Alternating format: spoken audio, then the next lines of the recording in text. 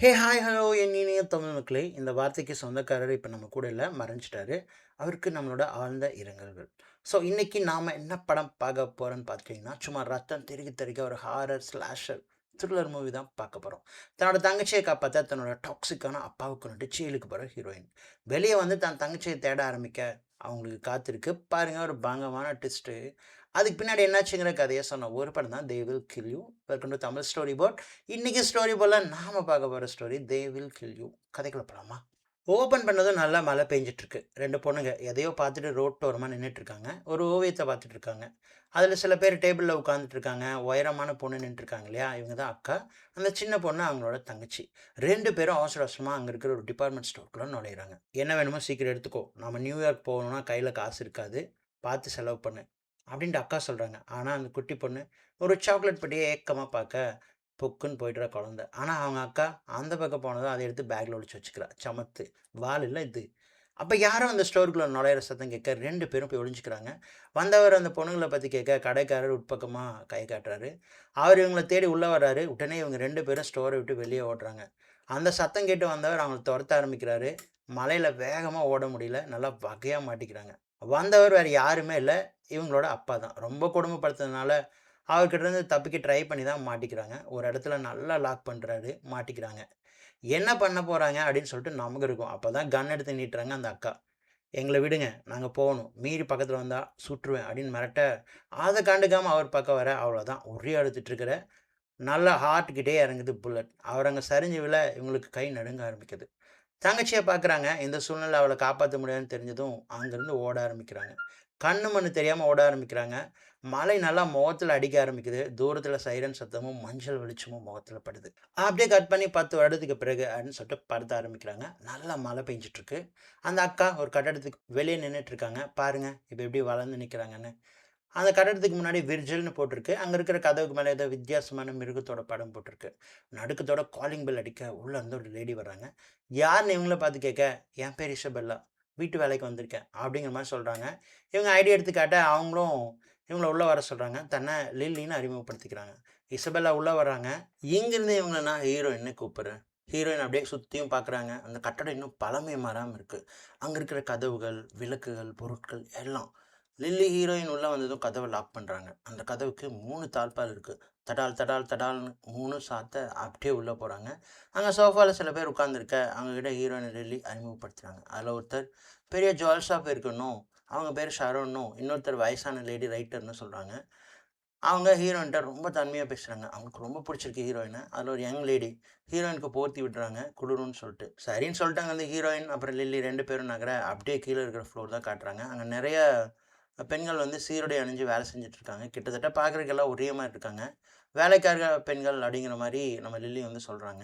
அதனால சில பேர் கொஞ்சம் ஹேப்பியா அங்க இருக்க, உடனே வந்து அ ஹீரோயின் கேட்குறாங்க, "என்ன?" அப்படின்னு சொல்லிட்டு. அந்த வேலைக்கார பெண்கள்ல ஒருத்தருக்கு இன்னைக்கு ரிவார்ட் தரதா சொல்லியிருக்காங்க. அதனால தான் அப்படின்னு சொல்லிட்டு லில்லி சொல்றாங்க. அப்படியே நடந்து ஹீரோயினுக்கு ஒதுக்கப்பட்ட அறைக்கு முன்னாடி வந்து லில்லி கதவுக்குள்ள சாவிய நுழைக்க, தட்டால்னு கதவு திறந்து ஒருத்தர் வெளிய வர்றாரு. அவர ஹீரோயினுக்கு லில்லி அறிமுகப்படுத்துறாங்க. ராயனும் தான் கணவர் அப்படின்னும். ஆனா அவரு ஓகே, ஓகே. பாய்ன்னு சொல்லிட்டு அவசரமா கிளம்புறாரு. ரூம்ல ஏதாவது கொஞ்சம் முன்ன பின்ன இருந்தா கோச்சுக்காத அப்படின்னு சொல்லிட்டு வெளிய கிளம்புறாங்க லில்லி. அவங்க போனதும் நம்ம ஹீரோயின் தான் பெட்டிய திறக்குறாங்க. அதுக்குள்ள இருந்து கிளங் அப்படின்னு சத்தம் கேட்குது. ஒரு ட்ரெஸ் எடுத்துட்டு அப்படியே ஷவர் எடுக்க கிளம்புறாங்க. அப்படியே பாத் டப்க்குள்ள நுழைஞ்சு ஸ்க்ரீன் இழுத்ததும், அங்க இருக்கிற முகம் பார்க்கற கண்ணாடியில சூடான தண்ணியோட ஆவி பட்டதும், அங்க "தே வில் கில் யூ" அப்படின்னு சொல்லிட்டு படத்தோட டைட்டில் போடுறாங்க. எப்படி டைட்டில் போட்ட இடம் செம்மையா இருந்துச்சுல்ல? அப்படியே வாங்க கதைக்குள்ள போலாம். ஷவர் விட்டு வெளிய வந்ததும் ஏர் வென்டிலேஷன் வழியா யாரோ பார்க்குற மாரி இருக்கு. அது வழியா எட்டி பார்க்க இருட்டுல ஏதும் தெரியல. உடனே லைட்டர் எடுத்து ஆன் பண்றாங்க. அந்த வெளிச்சத்தோட உதவியில உள்ள பார்க்க பக்குன்னு ஒரு சத்தம். அப்படியே அந்த விளக்கு அணைய டமால்னு அந்த சேர்லேருந்து கீழ விழுறாங்க. அவ்வளோதான் இடுப்புல நல்லா அடி. ஒரு சேர் எடுத்து கதவ லாக் பண்ணிட்டு திறக்க முடியாதபடி லாக் பண்ணிட்டு அப்படியே இந்த பக்கம் வர்றாங்க. சரி பார்த்துக்கலாம் அப்படின்னு சொல்லிட்டு நல்லா தூங்க ஆரம்பிக்கிறாங்க. டைம் காட்டுறாங்க 3:17. அந்த அறையே நிசப்தமா இருக்கு. அப்ப அவங்க அறையோட கதவுக்கு முன்னாடி இருந்து அந்த கதவ திறக்க யாரோ ட்ரை பண்றாங்க. ஆனா, அந்த லாக் இருக்கிறதால திறக்க முடியல. இவங்க தான் அந்த சேர் வச்சிருந்தாங்க இல்லையா? சச்சக் சச்சக் அப்படின்னு சத்தம் மட்டும் தான் கேட்குது. ஹீரோயின் நல்லா தூங்கிட்டு இருக்காங்க. கொஞ்ச நேரத்துக்கு பின்னாடி அந்த சத்தம் நிக்குது. இப்போ அந்த ஏர் வென்டிலேட்டர் தான் காட்டுறாங்க. அதுக்குள்ளேருந்து யாரோ அந்த அறைய நோட்டம் விடுற மாரி தெரியுது. அப்புறம் எதையோ யாரோ நகர்த்துற சத்தம் கேட்குது. ஹீரோயின தான் காட்டுறாங்க. அவங்க நல்லா தூங்கிட்டு இருக்காங்க. அவங்கள யாரோ குறு குறுன்னு பார்க்குற மாரி இருக்கு. ஹீரோயினோட கால்கள ஏதோ ஒரு உருவம் மோந்து பாக்குது. அது ஒரு பன்னிமுக மாஸ்க் போட்டிருக்கு. இப்ப அது மெல்ல ஹீரோயினோட முகத்துக்கு பக்கத்துல வருது. கிட்டத்தட்ட காது கிட்ட. அப்போ அது மேல இருந்து ஒரு மழைத்துளியோட ஒரு சொட்டு சட்டுன்னு ஹீரோயின் மேல விழுது. அவ்வளோதான் அவங்க அடிச்சு புடிச்சு எழுந்திக்கிறாங்க. பார்த்தா அங்க யாருமே இல்ல. அப்படியே கடல் கீழ குனிஞ்சு பார்க்குறாங்க. அங்கேயும் யாருமே இல்ல. அப்படியே நிமிர்ந்து உட்காந்து பெருமூச்சு விட, பின்னாடி காட்டுறாங்க பாருங்க. அந்த உருவம் நின்னுட்டுருக்கு. ஹீரோயின பார்த்துட்டு டக்குன்னு சுதாரிச்சு அவங்க திரும்புறதுக்குள்ள அந்த உருவம் கையில இருக்கிற கர்ச்சீஃப்ல முகத்த மூடுது. அவ்வளோதான். அவங்க நில தடுமாற அப்படியே விடாம நகர்ந்து போயிட்டுருக்காங்க. கிட்டத்தட்ட மயக்க நிலைக்கு ஆளாயிடுறாங்க. ஆனாலும் விடாம அப்படியே கால ஊனி கடைசியில முழு பலத்தையும் திரட்டி ஒரு உந்து உந்த அந்த உருவம் நல்லா தலையில அடி வாங்கி மட்டையாக ஹீரோயின் மயங்கி விழுறாங்க. இப்ப அந்த வென்டிலேட்டர் யாரோ உடைக்கிறாங்க. அப்புறம் ஒரு ஜோடி கால்கள் வெளிய வருது. அதுலேருந்து ஒருத்தன் அந்த ரூம்குள்ள குதிக்கிறான். இத பார்த்ததும் ஹீரோயின் தவழ்ந்து போய் டேபிள் மேல இருக்கிற லைட்டோட ஒயர இழுக்க அந்த அறையே இருட்டாது. அங்கேயே மயக்கடிச்சு விழுறாங்க. வென்டிலேட்டர் வழியா வந்த உருவம் அங்க இருக்கிற ஃப்ரிட்ஜ இழுக்க, அதுக்கு பின்னாடி ஒரு பெரிய சந்து இருக்கு. அதுக்குள்ளேருந்து யாரோ ஒருத்தர் வெளிய வராங்க. அப்புறம் உள்ள கதவ அடைச்சு வச்சிருக்கிற அந்த சேர இழுக்க வெளிய இருந்து 2 உருவம் உள்ள வருது. அவங்களும் அதே மாதிரி முகமூடி போட்டிருக்காங்க. உள்ள வந்ததும் முகமூடி எல்லாம் கழட்டுறாங்க. அது வேற யாருமே இல்ல. ஹீரோயின் உள்ள வரும்போது லில்லி அறிமுகப்படுத்தி வச்ச ஷாரோன்னு ஒரு லேடி இருந்தாங்கல்ல, அவங்க தான். அப்புறம் அவங்க கூட இன்னும் 3 பேர் இருக்காங்க. அதுல முக்கியமா அந்த வென்டிலேட்டர உடைச்சுட்டு வெளிய வந்தான் இல்லையா? அவன் பேர் கெவின். அதுல ஒருத்தன் வந்து முதல்ல மயக்கம் போட்டவன எழுப்ப ட்ரை பண்றான். அப்புறம் ஷாரோன் மயக்கத்துல இருக்கிற ஹீரோயின எழுப்ப ட்ரை பண்றாங்க. அவ்வளோதான். அவங்க எந்திரிக்கலன்னு சொல்ல, இந்த பக்கம் இவனும் அவ்வளோதான். இவரும் மட்டைன்னு அந்த மயக்கம் போட்டவன பார்த்து சொல்றாங்க. உடனே ஹீரோயின் ஷாரோன் இழுத்துட்டு போறாங்க. 2, 3 அடி நடந்ததும் ஹீரோயினுக்கு மயக்கம் தெளியுது. அப்படியே கண் விழிச்சு என்னடா நடக்குதுன்னு தெரியாம பார்க்க அவ்வளோதான். ஒரு செகண்ட்ல கையில இருக்கிற ஒயர கடிக்கிறாங்க. உடனே அதில கரண்ட் பாய ஷாரோன் தூக்கி வீசப்படுறாங்க. அவங்க டைனிங் டேபிள் மேல விழ அந்த டேபிளே தெரிக்குது. இந்த சத்தத்தில முன்னாடி படுத்திருந்தவன் எந்திரிச்சிடுறான். ஹீரோயின காட்டுறாங்க. அவங்க முடியெல்லாம் நட்டுக்கிட்டு நிக்குது. எல்லாரையும் பார்க்குறாங்க. பயந்து போய் அங்க இருக்கிற கபோர்ட்ல போய் ஒளிஞ்சுக்கிறாங்க. அவ்வளோதான். அவங்க கதை முடிஞ்சுன்னு நமக்கு தோணும். ஷாரோன் அப்புறம் கெவின் பாக்கி இருக்கிற 3 பேர் சேர்ந்து அந்த கபோர்ட் முன்னாடி நிக்க, உள்ள இருந்து ஹீரோயின் அலற சத்தம் கேட்குது. "சீக்கிரம் வெளிய வா. உன்னால இங்கேருந்து எப்படியும் தப்பிச்சு போக முடியாதுன்னு" சொல்ல, எந்த சத்தமும் இல்லாம அமைதியா இருக்கு. கெவின் ஒரு கட்டத்துல டென்ஷன் ஆகி அந்த கபோர்ட திறக்க, உள்ள அமைதியா ஹீரோயின் உட்கார்ந்துருக்காங்க. அவங்க முன்னாடி சின்னதா ஒரு துணி மூட்டை கிடக்குது. 5 பேரும் சிரிக்கிறாங்க அவங்கள பார்த்து. வலிக்கு ஹீரோயின் பயப்படுவாங்கன்னு பார்த்தா, உதட்டோரத்துல லேசா சிரிக்கிறாங்க. அவங்க இவங்கள பார்த்து ஆச்சரியமா பார்க்க, முன்னாடி இருக்கிற அந்த துணி பைய விளக்க, அதுல நெறைய ஆயுதங்கள் இருக்கு. அதுல ஒரு வாள் எடுக்குறாங்க. அத எடுத்து ஒரு சுத்தி சுத்தி பட்டக்குன்னு உட்கார்றாங்க. சரக்குன்னு சத்தம் கேட்குது. என்னடா நடந்துச்சுன்னு எல்லாரும் பார்க்குறாங்க. அங்க கெவினோட தலை மட்டும் கேக் மேல இருக்கிற செர்ரி பழம் மட்டும் நழுவி கீழ விழுது. கழுத்துலேருந்து ரத்தம் சும்மா பீச்சிட்டு அடிக்க எல்லார் முகத்திலும் ஆடல. உடனே கன் எடுத்து ஒரு அழுத்து. அங்க நின்னுட்டு இருந்த ஒருத்தன் பாத்ரூம் கதவ திறந்துட்டு போய் விழுறான். பாக்கி இருக்கிற 3 பேரும் அட்டாக் பண்ண ஆரம்பிக்க ஷாரோனுக்கு வைக்கிறாங்க ஒண்ணு. அவங்க தலைய திருப்பிட்டு விழுறாங்க. அந்த குண்டன் பக்கத்துல வர அவனுக்கு ஒரு எத்து விழுது. இன்னொருத்தன் ஹீரோயினோட கன் எடுக்க ட்ரை பண்ண, கெண்டைக்கால அப்படியே கட் பண்ணி விட்டுர்றாங்க. அப்படியே கால் துண்டாகி அவன் கீழ விழுறான். விழுந்தவன் வாயிலேயே ஒரு வெட்டு. அப்புறம் அந்த குண்டனும் ஷாரோனும் கட்டையில எடுத்து அடிக்க வர, அப்படியே கட்டிலுக்கு அடியில போயிடுறாங்க. அங்க இருந்த பெட் எடுத்து அவங்க முகத்திலே வீச, அவங்க 2 பேரும் அந்த பெட்டுக்கு பின்னாடி ஒளிஞ்சுக்கிறாங்க. ஹீரோயின் அவ்வளோதான். அந்த வாள் எடுத்து பெட்டுக்குள்ள சொருகுறாங்க கண்ட மேனிக்கு. அந்த குண்டனோட வயித்துலயே இறங்குது. அதுக்குள்ள ஷாரோன் கையில கன் கிடைக்க, எடுத்து அந்த பெட் வழியா சுட, அங்க ஒரு பெரிய ஓட்டை ஒண்ணு விழுகுது. அது வழியா ஹீரோயின காட்டுவாங்க பாருங்க. பஞ்சு அந்த ரூம் முழுக்க பறக்க கையில வாளோட சும்மா கெத்தா நிக்கிறாங்க. இவங்க பெட்ட தள்ளிட்டு ஒரு கட்டை எடுத்துட்டு ஹீரோயின் அடிக்க போக, கால்ல ஒரு எத்து விட்டு சரவண படுக்க போட்டுர்றாங்க. "சாரி, நீ சொன்னது சரியா கேட்கல" அப்படின்னு சொல்லிட்டு காலுதிலே சரக்குன்னு வாள வீசுறாங்க. அந்த குண்டன் குத்துயிரும் கொலையுருமா ரூம விட்டு வெளிய வர்றான். ஹீரோயின் தொரத்திட்டே வராங்க. முதுகுல ஒண்ணு வச்சு அவன தரையில படுக்க போடுறாங்க. வாள எடுத்து முதுகுல இறக்குறாங்க. அது முதுகு வழியா போய் மூஞ்சி வழியா வெளிய வருது. அதுக்குள்ள லில்லி எதிர்ல வந்து நிக்கிறாங்க. அவன போட்டு தள்ளிட்டு லில்லி முன்னாடி வாள வச்சுட்டு நிப்பாங்க பாருங்க. புதுப்பேட்டையில தனுஷ காப்பாத்துற சீனுக்கு ஒரு பிஜிஎம் வரும்ல, அத போட்டுக்கோங்க மனசுல. இன்னைக்கு எதிர்ல எவன் வந்தாலும் அவனுக்கு தல தீபாவளி தான்டா அப்படின்னு இருக்கும். இப்படி ஒரு டயலாக் பேசுவாங்க சும்மா அப்படி இருக்கும். என் பேரு ஆசியா ரேவஸ். என் தங்கச்சி பேரு மரியா ரேவஸ். அவ இங்க தான் கடைசியா வந்திருக்கா. அதுக்கு பின்னாடி தான் காணாம போயிருக்கா. இப்ப அவ எங்க இருக்கான்னு தெரியல. அவ உயிரோட இருந்தா என்கிட்ட தந்துருங்க. நான் அவள கூப்பிட்டுட்டு போயிடுறேன். நான் மன்னிக்கிற மனநிலையில இருந்தா மன்னிக்கிறேன். இல்ல அவ இறந்திருந்தா இங்க இருக்கிற ஒருத்தரையும் உயிரோட விடமாட்டேன்னு சொல்ல, அப்படியே ஒரு ஃப்ளாஷ்பேக் காட்டுறாங்க.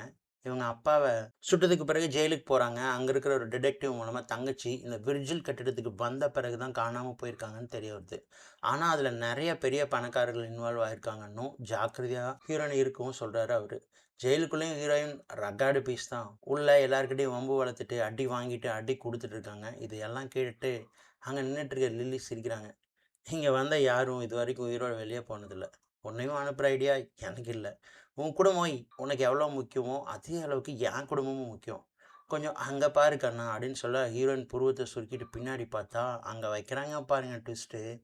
ஹீரோயின் கிட்ட இவங்க மாட்டல. அவங்க தான் இவங்க கிட்ட மாட்டியிருக்காங்கன்னு இருக்கும். அங்க என்ன இருக்குன்னு பார்த்தீங்கன்னா, இதுவரைக்கும் அவங்க வெட்டி வீசின எல்லாரும் வந்துட்டுருக்காங்க. காய்ல தலைய வச்சுட்டு கெவின் வர்றான். கால் கட்டானவன் அந்த கால எடுத்துட்டு வரான். ஷாரோன் கழுத்து கட்டானதோட வர்றாங்க. இன்னொருத்தன் அந்த புல்லட் காயத்தோட வரான். அவ்வளோதான். கெவின் தலைய எடுத்து கழுத்துல வைக்க அது ஒட்டிக்குது. ஷாரோனோட கழுத்து காயம் ஆறிடுது. அவ்வளோதான். எல்லாரும் ஹீரோயின பார்த்து சிரிக்கிறாங்க. இவங்களுக்கா கால் நடுங்கி கை உதற ஆரம்பிக்குது. பின்னாடி இவனுங்க முன்னாடி லில்லி எப்பிட்றா தப்பிக்கிறதுன்னு யோசிக்க, அங்க வேலை செய்ற வேலைக்காரி ஒருத்தி தடுக்க பார்க்குறாங்க. வாள் எடுத்து ஒரே சொருகு அவ வயித்துக்குள்ளேயே. கத்தி மாட்டிக்குது. இப்படி நிராயுதபாணியா நிக்க, அந்த ஃப்ளோர்ல ஒரு ரூமோட கதவு திறந்து கிடக்கு. உடனே அதுக்குள்ள நுழைஞ்சு கதவ சாத்திக்கிறாங்க. அந்த ரூம்குள்ள இருக்கிற குட்டி பையன் ஹெல்ப் பண்ணுவான்னு பார்த்தா, ஒரு பெரிய ஸ்க்ரூ டிரைவர் ஒண்ணு எடுத்து முதுகுலயே பொத்தல் போட்டு விட்டாராம். விட்றாங்க ஒண்ணு முகத்திலேயே. அந்த பையன் சுருண்டு அந்த பக்கம் விழ, ஒரு டேபிள் எடுத்து அவங்க உள்ள வராம இருக்க அந்த வச்சு லாக் பண்றாங்க கதவ. உள்ள தப்பிக்க வழி இருக்கான்னு தேட ஆரம்பிக்கிறாங்க. கண்ணாடிய உடைக்க முடியல. ஃப்ரிட்ஜுக்கு பின்னாடி தேடி பாருங்க. அங்கேயும் வழி இல்ல. அப்பதான் ஹால்ல நடக்கும்போது வித்தியாசமா சத்தம் கேட்க, அங்க இருக்கிற கீழ இருக்கிற அந்த ஃப்ளோர்ல விரிச்சிருப்பாங்க இல்லையா? அத விளக்குறாங்க. அதுக்கு கீழ ஒரு வழி போகுது. அப்படியே அதுக்குள்ள குதிச்சா ஏர் வென்டிலேஷனுக்கான வழி அது. அதுல நடந்து எல்லாம் போ முடியாது. அப்படியே தவழ்ந்து தான் கால்ல தான் போணும். அப்படியே வேகமா அதுக்குள்ள குதிச்சு தவழ ஆரம்பிக்க, கொஞ்ச நேரம் கழிச்சு யாரோ பின்னாடி குதிக்கிற சத்தம் மட்டும் கேட்குது. எஸ்! அவ்வளோதான். உள்ள மொத்த பேரும் இறங்கிட்டானுங்க. இவங்களும் வேகமா ஓடிட்டு இருக்காங்க. ஒரு பக்கம் கெவின் தொரத்துறாங்க. இன்னொரு பக்கம் ஷரோன் தொரத்துறாங்க. அப்படி இப்படியுமா ஓடிட்டு இருக்காங்க. அதா வளைஞ்சு வளைஞ்சு போயிட்டுருக்கு. இவங்களும் கண்ணுக்கு தெரியிற வழியெல்லாம் போயிட்டுருக்காங்க. சட்டார்ன்னு பார்த்தா அந்த ஷாரோன் இவங்கள கண்டுபிடிச்சு பின்னாடி வந்துட்டு இருக்காங்க. அவ்வளோதான். இவங்க தவழ்ந்து ஓட ஆரம்பிக்க, அவங்க விட்ற மாரி இல்ல. 2 பேரும் சண்டை போட ஆரம்பிக்கிறாங்க. ஹீரோயினா பயங்கரமா அடி வாங்குறாங்க. கடைசியா கையில இருக்கிற ஸ்க்ரூ டிரைவர வச்சு ஒரு குத்து ஷாரோன. ஆனா அவங்களுக்கு ஒண்ணும் ஆகல. ரத்தம் பீச்சிட்டு அடிக்குது. ஒரு வழியா அவங்கள தள்ளிவிட அவங்களும் விழறாங்க. உடனே அவங்ககிட்ட இருந்து தன்னோட கன் எடுக்குறாங்க. அந்த கேப்ல ஷாரோன் எழுந்திருக்க கன்ன லோட் பண்ணி டமால்னு சொல்றாங்க. அவ்வளோதான். ஷானோட தலை சுக்குநூறா சிதறி போகுது. அந்த ரத்தம் உடம்பு முழுக்க தெறிக்க அங்கேருந்து திரும்ப தவழ்ந்து போறாங்க. ஆனாலும் அந்த ஷாரோனோட முண்டை இவங்கள விடாம தொரத்திட்டு இருக்கு. இவங்களும் அதுக்கு பின்னாடியே ஓடிட்டு இருக்காங்க. கடைசியா ஒரு இடத்துல ஒரு வளைவு வர அதில ரைட் எடுக்க அந்த முண்டை வந்து செவுத்துலயே மோதி நிக்குது. அப்படியே கொஞ்ச நேரம் அத பார்த்துட்டு தப்பிச்சோன்னு சொல்லிட்டு அது பாட்டுக்கு லெஃப்ட் சைடு திரும்பி போக ஆரம்பிச்சது. அப்போ திடீர்னு சட்டார்ன்னு ஒரு கை இவங்க முகத்த பொத்தி அங்க இருக்கிற ஒரு வீட்டுக்குள்ள இழுக்குது. அதுக்குள்ள குண்டா இருந்த ஒருத்தன் அந்த துப்பாக்கி சத்தத்த கேட்டு ஹீரோயின் இந்த இடத்துக்கு வரான். சரியா அவங்க மறைஞ்ச இடத்த தாண்டி போனதும் தன் வாய பொத்துனது யாருன்னு பார்க்குறாங்க. அது பாரு யாருமே இல்ல. அந்த ராய் தான். அதான் லில்லியோட கணவர்ன்னு முதல் சீன்ல காட்டுனாங்கல்ல, அவரே தான். அவரும் தன்னை கொல்ல வராங்கன்னு டென்ஷனாக, "பேசாம என்ன ஃபாலோ பண்ணு" அப்படின்னு சொல்லிட்டு வேகமா முன்னாடி போறாரு. இவங்களும் அவர பின்தொடர, இதுக்கு முன்னாடி ஷரோன தலையில சுட்ட இடத்துக்கு கடந்து போறாங்க இல்லையா? அப்போ ஒரு நிமிஷம் நின்னு தன்னோட கைக்கட்டுக்கு என்னாச்சு அப்படின்னு பார்க்குறாங்க. உடனே ராய் அவசரப்படுத்துறாரு. "சீக்கிரம் வா." அவங்களோட ஒரே ஒரு சதை துணுக்கு இருந்தாலும் அது உன்னை தேடி கண்டுபிடிச்சிட்டு வந்துரும்னு சொல்றாங்க. அவங்களும் வேகமா அவர ஃபாலோ பண்றாங்க. அப்படியே கட் பண்ணி சரவண அடிபட்டு இருக்கிறாங்கல்ல, அந்த சதை துணுக்குல தான் காட்டுறாங்க. அதிலிருந்து ஒரே ஒரு கண்ணு மட்டும் டபக்குன்னு வந்து வெளிய விழுது. அப்படியே உருண்டு ஹீரோயினும், ராயும் போயிட்டு இருக்க திசைய நோக்கி போயிட்டுருக்கு. இது தெரியாத ஹீரோயினும், ராயும் முன்னாடி போயிட்டு இருக்காங்க அவசர அவசரமா. அவங்க 2 பேரும் ராயோட ரூம நோக்கி தான் ஓடுறாங்க. அந்த கண்ணு மட்டும் இவங்கள ஃபாலோ பண்ணிட்டு வந்துட்டுருக்கு. ஒரு ஃப்ளோர் காட்டுறாங்க. அத கடந்து போறாங்க. அங்க பார்த்தீங்கன்னா, ஒரே சம்பவமா நடந்துட்டுருக்கு. அந்த கண்ணும் அவங்கள பின்தொடர்ந்து போயிட்டுருக்கு. அப்பதான் ஹீரோயின் கேட்குறாங்க, "இங்க என்னதான் நடந்துட்டுருக்கு?" அப்பதான் ராய் எல்லாத்தையும் சொல்ல ஆரம்பிக்கிறாரு. இந்த விர்ஜில் ஒரு சாத்தான வழிபடுற இடம். இங்க இருக்கிற எல்லாரும் இம்மோர்டல்ஸ் அப்படின்னா இறப்பே இல்லாதவங்க. இது கிட்டத்தட்ட 100 வருஷமா இயங்கிட்டு இருக்கு. இங்க இருக்கிறவங்களுக்கு ஒருத்தர பலி கொடுக்கறது மூலமா தான் இறைவா நிலைய அடையறாங்க. அவங்கள எப்படி கொன்னாலும் சாக மாட்டாங்க. திரும்பவும் பழையபடி பிறந்து வந்துருவாங்க. அதனால தான் நீ அவங்கள அழிச்சும் திரும்ப வந்திருக்காங்கன்னு சொல்ல, ஹீரோயினுக்கு இத கேட்டு தலை சுத்துது. இப்ப எப்புட்றா பண்றது? எப்புட்றா தப்பிக்கிறதுங்கிற மாரி இருக்கு. இப்ப அவங்க தேர்ந்தெடுத்திருக்கிறது உன்னதான். இன்னைக்கு இரவுக்குள்ள அவங்க உன்ன கொன்னாகணும். அவங்க சாத்தானுக்கு பலி குடுக்கணும். இல்லன்னா, அவங்க சாத்தானுக்கு கோவம் வந்துரும் அப்படின்னு சொல்றாரு. இத கேட்டதும் ஹீரோயினுக்கு தூக்கி வாரி போடுமே! ஒரு வழியா பேசிட்டு அவரோட ரூமுக்கு வந்து சேர்றாங்க. பின்னாடியே அந்த கண்ணும் இவங்கள ஃபாலோ பண்ணிட்டு வருது. பாருங்களேன், அந்த கண்ணு எப்படி அவங்கள ஃபாலோ பண்ணுதுன்னு. அவர் ரூம்ல இருக்கிற ஃபோட்டோல அந்த ராய் இருக்காரு. அவர் கூட ஒரு லேடி இருக்காங்க. வருஷம் மாறுது, ஃபோட்டோ மாறுது, பொண்ணுங்களும் மாறுறாங்க. ஆனா ராய் மட்டும் அப்படியே இருக்கிறாரு. இதுலருந்து என்ன சொல்ல வராங்கன்னா, ராயும் இந்த கூட்டத்துல ஒருத்தர் தான். ஆக்சுவலா சொல்லணும்னா அவரும் ஒரு இம்மோர்டல். ஆனா, தான் ஏன் இவருக்கு இந்த வாழ்க்கை போர் அடிக்குது? தான் ஏன் சாகணும்னு நெனைக்கிறாரு? ஏன் ஹீரோயினுக்கு ஹெல்ப் பண்றாரு? அப்படிங்கிற மாரி எந்த விஷயமும் தெரியல. அப்பதான் ஹீரோயின் கவனிக்கிறாங்க, அந்த ரூம்ல ஒரு பொண்ணு இருக்காங்க. அவங்கள பார்த்து ஹீரோயினுக்கு தூக்கி வாரி போடுது. காரணம் என்னன்னா, அவங்க வேற யாருமே இல்ல. அவங்க தான் மரியா. எஸ், நம்ம ஹீரோயினோட தங்கச்சி. அவங்கள தேடி தான் இங்க வந்திருக்காங்க. "ஏய்! இங்க என்ன பண்ற? நான் உன்ன தேடி தான் வந்தேன். இன்னும் சொல்லணும்னா உன்ன காப்பாத்த வந்தேன்." அப்படிங்கிற மாரி சொல்ல, அவங்க சந்தோஷப்படுவாங்கன்னு பார்த்தா, கன்னா பின்னான்னு திட்ட ஆரம்பிக்கிறாங்க. இத கேட்டதும் ஹீரோயினுக்கு வருதே கோவம். அவங்க உணர்வுகள புரிஞ்சுக்கிறாங்க. "இங்க பாருடா செல்லம், அக்கா உன்ன விட்டு இவ்ளோ நாள் இருந்தாலும் உன்ன நினைக்காத நாள் இல்ல. உன்ன தேடி கண்டுபிடிக்க எவ்வளோ நாள் ஆச்சு தெரியுமா? உன்ன காப்பாத்த தான் இங்க வந்திருக்கேன்." அப்படிங்கிற மாரி ரொம்ப பாசமா பேசுறாங்க. ஏன்னா, அதுக்காக மன்னிச்சுடு அப்படிங்கிற மாரி ஒரு மாரி கெஞ்ச ஆரம்பிக்க, ஆனா அவங்க சமாதானம் ஆகுற மாரி தெரியல. "ஆமா, என்னோட சின்ன வயசுல நீ தேவைப்பட்ட. அப்ப நீ என் கூட இல்ல. உனக்கு ஒண்ணு தெரியுமா? நம்மள கொடுமைப்படுத்தினானே அப்பான்ற பேர்ல இந்த பிசாசு. அவன் நீ சுட்ட பிறகு சாகல. அதுக்கு பின்னாடி உயிரோட இருந்து தினம் தினம் கொன்னான் என்ன. கடைசியில அவனும் கேன்சர்ல செத்து போனான். அப்பல்லாம் உன்ன தேடினேன், நீ வரல. எங்க போன?" அப்படின்னு சொல்லிட்டு மரியா கேட்குறாங்க. அவ்வளோதான், ஹீரோயின் உடஞ்சு போயிடுறாங்க. அவங்களும் அழ ஆரம்பிக்க, அப்பதான் மேலேருந்து பார்த்துட்டு இருக்க கண்ண காட்டுறாங்க. அது மேல ஒரு 8 கால் பூச்சி வர, அது அங்கருந்து விழுது. அத ஹீரோயின் பார்த்துடுறாங்க. சட்டுன்னு அத பிடிச்சு கையிலயே நசுக்கி தூக்கி வீசுறாங்க. அப்படியே கட் பண்ணி ஏர் வென்டிலேஷன் தான் காட்டுறாங்க. அங்க வந்து கெவின்ட்ட தலை இல்லாத சரவணோட முண்டம் இவங்க ராய் ரூம்ல இருக்கிற விஷயத்த சொல்ல, அவனா உடனே அவங்க ஃப்ரெண்ட்ஸ்க்கு இந்த விஷயத்த சொல்றாங்க. அவங்க ஹீரோயின தேடி வர ஆரம்பிக்கிறாங்க. இந்த பக்கம் நம்ம ஹீரோயின தான் காட்டுறாங்க. அவங்களா அவங்க தங்கச்சிய சமாதானம் பண்ணிட்டு இருக்காங்க. "ஹேய் செல்லம், இங்க பாரு. இது என்ன மாதிரி இடம் தெரியுமா? சாத்தான வழிபடுறாங்க. உன்ன கொல்ல தான் கூட்டிட்டு வந்திருக்காங்க." அப்படிங்கிற மாரி சொல்ல, மரியா பயப்படுவாங்கன்னு பார்த்தா, "இது எனக்கு முன்னாடியே தெரியும்." அப்படின்னு சொல்றாங்க. அப்பதான் இன்னொரு ஃப்ளாஷ்பேக் சொல்றாங்க. இவங்க வேலை இல்லாம கஷ்டப்பட்டு இருக்கும்போது, இங்க வேலைக்கு வந்திருக்காங்க. அன்னைக்கு நைட் இவங்கள பலி குடுக்குறதா தான் லில்லிக்கு பிளான். ஆனா அதுக்குள்ள அங்க வேலை செஞ்சுட்டு இருந்த ஒரு வேலைக்காரி துரோகம் பண்ண, அவங்கள கொன்னுட்டு அந்த இடத்துக்கு மரியாவ வேலைக்கு வர கூப்பிட்டுருக்காங்க. இவங்களும் வேலை, சாப்பாடு, நிம்மதியான இடம் கிடைக்குதுன்னு சரின்னு சொல்லியிருக்காங்க. இத கேட்டதும் ஹீரோயினுக்கு என்ன சொல்றதுன்னே சுத்தமா தெரியல. "தப்பிக்க ஏதாவது வழி இருக்கா?" அப்படின்னு சொல்லிட்டு ராய பார்த்து கேட்குறாங்க. அவரா இடது வலதா தலையாட்டுறாரு. வேற வழியே இல்லையான்னு கேட்க, 9த் ஃப்ளோர்ல ஒரு அவசர கால வழி இருக்கு. அதுல போனா தப்பிக்கலாம் அப்படிங்கிற மாரி சொல்றாங்க. அதுக்கு போகணும்னா லிஃப்ட் வழியா தான் போகணுங்கிற மாரி பேசிட்டு இருக்க, வெளிய சத்தம் கேட்குது. அவ்வளோதான் வந்துட்டாங்க அப்படின்னு ராய் சொல்றாரு. ஹீரோயின் தங்கச்சி மரியாவ பார்க்குறாங்க. அவ்வளோதான், இன்னைக்கு பேச்சு வேலைக்கு ஆகுதுன்னு சொல்லிட்டு வலது கை விரல்கள மடக்கி வைக்கிறாங்க. ஒண்ணு பங்குன்னு. அப்படியே தங்கச்சி மரியா வந்து மட்டையாகுறாங்க. கதவ உடைச்சுட்டு உள்ள வர பார்க்குறாங்க லில்லியோட ஆளுங்க. சும்மா கன்ன கையில சுத்தி ஒரு பொசிஷன் எடுத்து ட்ரிகர அழுத்த, அந்த கதவ திறந்துட்டு 2 பேரும் வராங்க இல்லையா? அவங்க காத்துல பறக்குறாங்க. ஹீரோயின் தங்கச்சிய தூக்கிட்டு வெளிய வர, ராய் முன்னாடி வராரு. அந்த பில்டிங்ல இருந்த மொத்த பேரும் ஒண்ணா சேர்ந்துக்கிறாங்க. 3 பேரு லிஃப்ட்ட நோக்கி ஓட, ஹீரோயினும் மரியாவும் உள்ள ஏறிடுறாங்க. ஆனா பாவம் ராய்னால வர முடியல. அவரு அங்க வர லில்லி கேங்க தடுக்க ஒரு வழியா ஹீரோயினும் அவங்க தங்கச்சியும் லிஃப்ட்குள்ள ஏறி மேல தப்பிக்கிறாங்க. ஆனா ராய் இங்க வக்கையா லில்லிட்ட மாட்ட, அவர் ஒரு சேர்ல கட்டி வச்சு, "லில்லி, ஏன் இந்த மாரி பண்றீங்க? நீங்களும் நம்ம இனத்துல ஒருத்தர் தானே?" அப்படின்னு கேட்க, அவரா, "எனக்கு இந்த வாழ்க்கை போர் அடிச்சிருச்சு. அதான் சாகலான்னு முடிவெடுத்துட்டேன். இது என்னோட தனிப்பட்ட முடிவுன்னு" சொல்லிட்டு இருக்கும்போது, சட்டுன்னு லில்லி அங்க இருக்கிற எல்லாருக்கும் தகவல் தர்றாங்க. அது என்னன்னு பார்த்தீங்கன்னா, ஆசியான்னு ஒரு பொண்ணு உள்ள நுழைஞ்சிருக்கா. அவ நம்ம சிஸ்டத்தையே அடிச்சு உடைச்சு தகர்க்க பார்க்குறா. இப்ப நான் உங்களுக்கு எல்லாருக்கும் ஒரு ஆஃபர் தரேன். நீங்க அவள உயிரோட புடிச்சீங்கன்னா, எங்க குடும்பத்தில உங்களுக்கு இடம் தரேன்னு சொல்ல, அவ்வளதான். அங்க இருக்கிற எல்லாரும் கிளம்புறாங்க. மொத்தமா சுத்து போட ஆரம்பிக்கிறாங்க. அப்படியே கட் பண்ணி கிச்சன் ரூம் ஒண்ணு காட்டுறாங்க. அதுல அந்த லிஃப்ட் ஓப்பன் ஆகுது. அதுலருந்து வெளிய வர்றாங்க மரியாவும், ஆசியாவும். இவங்க அங்க வருவாங்கன்னு ஏற்கனவே ஒருத்தங்க காத்துட்டு இருக்கான். அவ்வளோதான், இவங்க ஒளிஞ்சுக்கிறாங்க. அவனும் அங்க, எங்க அப்படின்னு சொல்லிட்டு தேட ஆரம்பிக்கிறான். இவங்க தங்கச்சி வேற மயக்கத்துல இருக்காங்க. அவன் எல்லா இடத்துலயும் தேட ஆரம்பிக்க, அங்க இருக்கிற சமையல் பாத்திரம் அடுக்கி வச்சிருக்கிற இடத்துல நல்லா ஒளிஞ்சுக்கிறாங்க. அவனும் அங்க வர்றான். கண்டுபிடிக்க முடியலன்னு அப்படியே நகர்ந்து போறான். இவங்களும் அப்படியே மூச்ச மெல்ல விட, திடீர்னு யாரோ ஒருத்தர் ஹீரோயினோட கால புடிச்சு தர தரன்னு இழுக்குறாங்க. வேற யாருமே இல்ல, இந்த குண்டன் தான். சும்மா தூக்கி போட்டு வெளுத்து வாங்குறான். மூஞ்சியெல்லாம் உடைச்சு விட்டுறான் ஹீரோயினுக்கு. கடைசியா மூஞ்சில வைக்கலான்னு வரும்போது, அவ ஆன்னு கத்த, என்னடான்னு பார்த்தீங்கன்னா, அவன் தங்கச்சி ஒரு கோடாரி எடுத்து நட்டு மட்ல நச்சு நறுக்கியிருக்காங்க. அவன் அங்க மட்டையாக, ஹீரோயினால எழுந்திருக்க முடியல. தத்தி தத்தி எந்திரிச்சா, அங்க தங்கச்சிய காணோம். அப்படியே தங்கச்சிய தேட ஆரம்பிக்கிறாங்க. அப்பன்னு பார்த்தீங்கன்னா, பக்கத்துல ஒரு இருட்டு ரூம் இருக்கு. அதுலேருந்து ஒருத்தன் தங்கச்சியோட கழுத்துல கத்தி வச்சுட்டு நின்னுட்டுருக்கான். கூடவே நெறைய பேர் நிக்கிற மாரி இருக்கு. அவ்வளோதான், ஹீரோயின் ட்ரிகர் ஆயிடுறாங்க. கோவம் வந்துடுது. அவன தொரத்திட்டு ரூம்குள்ள போனா, அந்த ரூமே பயங்கர இருட்டா இருக்கு. கையில ஒரு கோடாலிய வச்சுட்டு, "மரியா, மரியா" அப்படின்னு கத்திட்டு இருக்கா. பின்னாடி இருந்து யாரோ அடிக்கிறாங்க. திரும்புனா முன்னாடி இருந்து அடிக்கிறாங்க. அவ்வளோதான், அந்த இருட்டுக்குள்ள ஒளிஞ்சுட்டு சர்ற மாரியா தாக்க ஆரம்பிக்க, ஹீரோயின் அவ்வளோதான் துவண்டு போயிடுறாங்க. கடைசியா ஒரு கிக்க விட ஹீரோயின் அந்த ரூம விட்டு வெளிய தள்ளி கீழ வந்து விழுறாங்க. அங்கே ஒரு ட்ராலி மேலே மோதி விழுறாங்க. அதில் இருக்கிற சரக்கு பாட்டில் விழுந்து செதறுது. அப்படியே எழுந்து அந்த ரூமை பார்க்குறாங்க. ரகரகமாக வகை வகையாக அங்கே நிறைய பேர் முகமூடி போட்டு நின்றுட்டுருக்காங்க. அதுக்கு நடுவுல அவங்க தங்கச்சி கழுத்துல கத்தி வச்சுட்டு அவன் நிற்கிறான். அவ்வளோதான் ஹீரோயினுக்கு வருதே கோவம். எடுக்குறாங்க அந்த கோடாரியை. அதில் ஒரு துணியை சுற்றி அந்த ஆள்காலை நினச்சி பற்ற வைக்க, இப்போ வாங்கடா அப்படிங்கிற மாதிரி உள்ளுக்குள்ள நுழையிறாங்க. அந்த கோடாரியை வச்சு சும்மா சர்ற மாதிரியே வெட்டி தள்ளுறாங்க. அங்கே அவனுக்கு போட்டிருக்கிற கோட்டெல்லாம் பற்றிட்டு எரிய ஆரம்பிக்குது. அந்த ரூமில் இருக்கிற எல்லாத்தையும் வதம் பண்ணுறாங்க. என் தங்கச்சி ஒரு வாட்டி தாண்டா விட்டேன், இப்போ விட மாட்டேன் அப்படின்னு சொல்லிட்டு சும்மா மாஸ்க் காட்டுறாங்க. ஆள ஒருத்தன் வெட்ட வர டைனிங் டேபிள் அவனை நோக்கி தள்ளி விட்டு அப்படியே ஒரு சேர் மேலே ஏறி ஜம்ப் அடிச்சு அவனை வெட்டுவாங்க பாருங்க. அவ்வளோதான் மொத்தமாக முடிச்சு விட்டுறாங்க. கடைசியாக ஒருத்தன் இவங்களை வெட்ட வர டமால்னு ஒரு புல்லட் சத்தம். யார் சுட்டதுன்னு பார்த்தா நம்ம மரியாதை.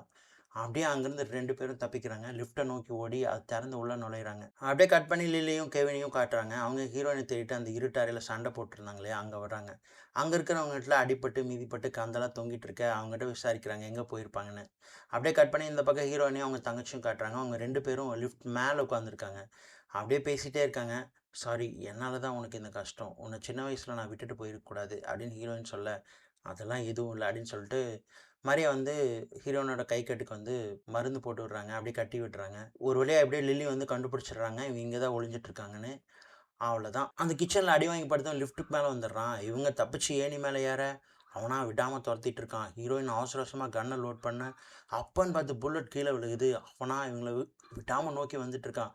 மரியா அப்படியே அங்கே விழுகிற புல்லட்டை பிடிக்கிறாங்க. டப்புன்னு லோட் பண்ணி சுட்டா அவன் மேலே படாமல் போக கிட்டத்தட்ட அவன் பக்கத்தில் வந்துடுறான். துப்பாக்கி தூக்கி அவன் மேலே வீசிட்டு மேலே ஏற ஆரம்பிக்கிறாங்க.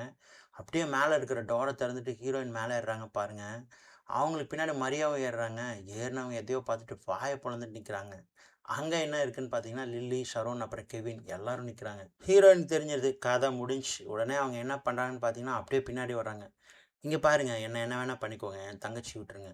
உங்களுக்கு பலி கொடுக்க நான் தானே வேணும். என் தங்கச்சியை வெளியே விடலைன்னா இங்கேருந்து விழுந்துடுவேன் அப்படின்னு சொல்லிட்டு விழுக போகிறாங்க. அதை கேட்டு அங்கே இருக்கிறவங்க பயப்படுவாங்கன்னு பார்த்தா இன்னும் நெருங்கி வர்றாங்க. ஹீரோயின் அப்படியே ஒரு ஸ்டெப் எடுத்து பின்னாடி வைக்க அவ்வளோதான் புயல் பேசியில் கீழே இழுக்கப்பட்டு லிஃப்ட்குள்ளே விழ ஆரம்பிக்கிறாங்க. மரியாவாக கத்துறாங்க. அப்படியே கட் பண்ணி லிஃப்ட்குள்ளே விட்டுட்டு இருக்க ஹீரோயினை தான் காட்டுறாங்க. அவங்கள அப்படியே மேலும் மேலும் போயிட்டுருக்காங்க. இப்போ சட்டார்னு ஒரு கை அவங்க காலை பிடிக்குது. யாருன்னு பார்த்தா அந்த ஏணியில் ஏறிட்டு இருந்த அந்த குண்டன் தான். அப்படியே மேலே தூக்கிட்டு வர்றாங்க. பிடிச்சிடுறாங்க. எல்லோரும் சுற்று போட ஹீரோயினுக்கு என்ன பண்ணுறதுன்னு சுத்தமாக தெரில. அப்போ தான் லில்லி பேச ஆரம்பிக்கிறாங்க. ஹீரோயினோட வால் அவங்ககிட்ட தானே இருக்குது. அப்படியே எடுத்து அடி வயிற்றில் சொருகிறாங்க. ஹீரோயினா வலியில் துடிக்கிறாங்க, கதறாங்க, கதறி கதறி அழுறாங்க. ரத்தம் வேறு வருது. எனக்கு நீ உயிரோட வேணும் தான், ஆனால் அது எனக்காக இல்லை, உன் தங்கச்சிக்காக அப்படின்னு சொல்கிறாங்க. இதை கேட்டதும் ஹீரோயினுக்கு தூக்கி வாரி போடுது. இது என்னடா புது ட்விஸ்ட்டு அப்படிங்கிற மாதிரி நமக்கு இருக்கும். அப்படியே கட் பண்ணி ஒரு ஃப்ளாஷ்பேக் காட்டுறாங்க. மரியாவை கொல்லாமல் விட்ட அந்த ராத்திரி ஒரு டீல் போட்டிருப்பாங்க அவங்க கூட. இன்றைக்கி ஒன்றை தான் கொல்றதா இருந்துச்சு. ஆனால் நாங்கள் உன்னை இப்போ உயிரோட விடுறோம். எங்களுக்காக எப்பவும் நீ வேலை செய்யணும். அதுக்கு கைமாறா உன்னை நாங்கள் ஒன்றும் பண்ண மாட்டோம் அப்படிங்கிற மாதிரி ஒரு டீல் போட்டிருக்காங்க.